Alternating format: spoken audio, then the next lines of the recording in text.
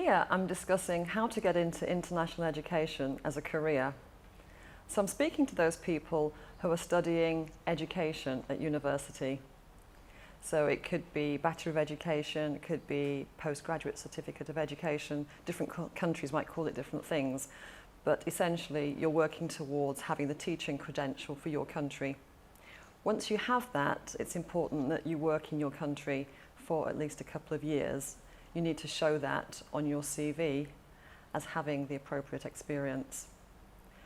Or if you've actually achieved that now, you've got the qualification and you're working in the school. If you've done it for 2 or 3 years, it's time to start looking at the websites for finding those jobs. So let's go through some of the questions and issues that come up initially when you're at that stage. The information I'm sharing with you is actually from personal experience. International education has been my full lifetime career, and so it is something that I can certainly share and answer questions on.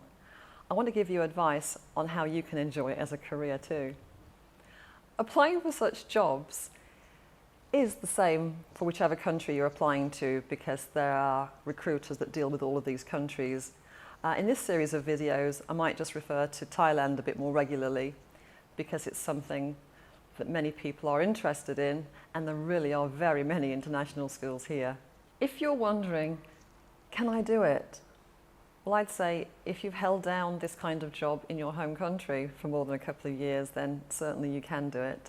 It is the same skills, it is the same work, and you're familiar with it, you are able to do it. So in terms of professionally, can you do it? Yes, of course you can. The video here is concerned with some of those practical questions that might be going through your mind.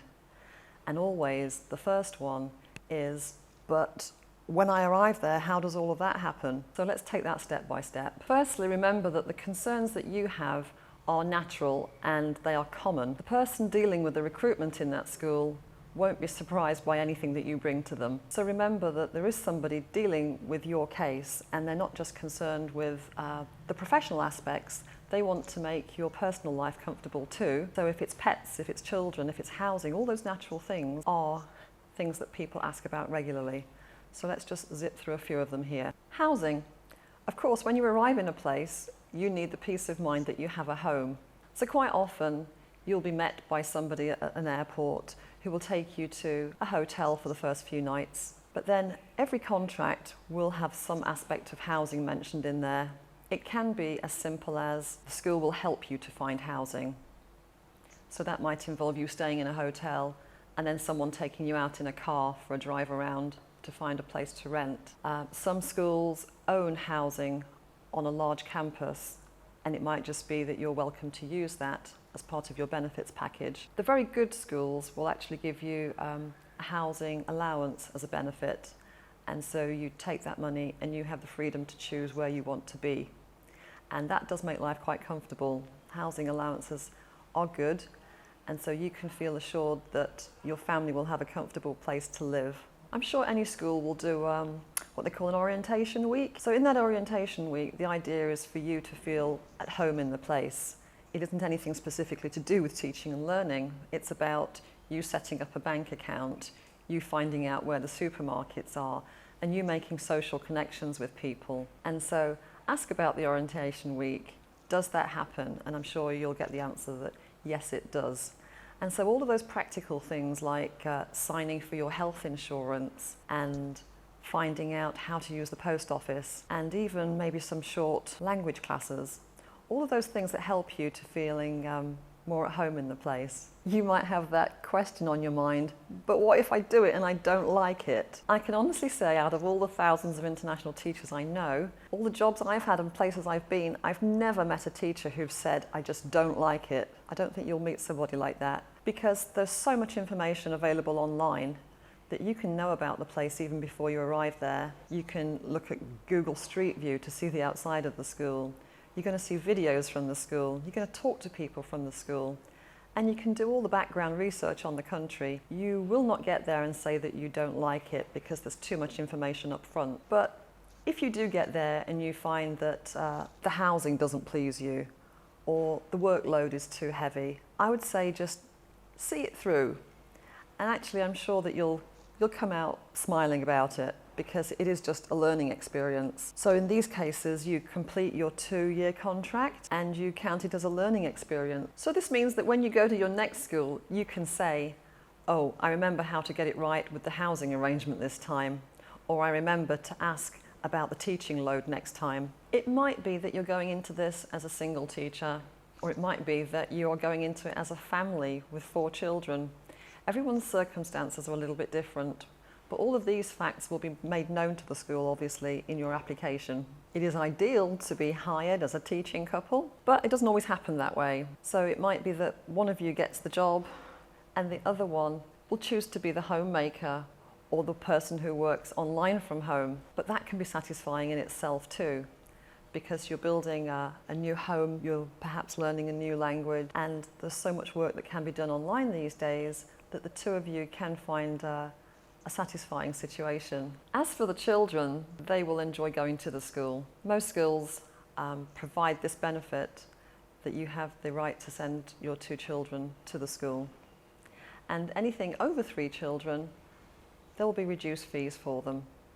And they will have a good experience, because generally you'll see that these schools have wonderful facilities and very good teachers. So it might even be that they have a better education than they would have done in their home countries.